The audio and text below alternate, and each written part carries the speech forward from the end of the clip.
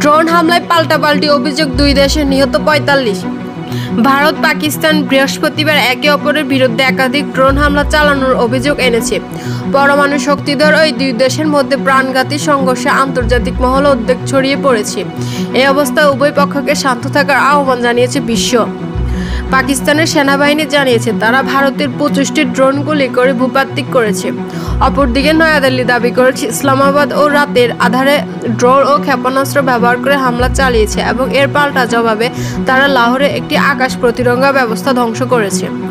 গত ২২ এপ্রিল ভারতের নিয়ন্ত্রিত কাশ্মীরের পেহেলগাম সন্ত্রাসী হামলার জন্য নয়াদিল্লি পাকিস্তানকে দায়ী করেছে, যা ইসলামাবাদ প্রত্যাখ্যান করেছে। সে হামলার প্রেক্ষিতে বুধবার নতুন করে সংঘর্ষ চরম পর্যায়ে পৌঁছায়।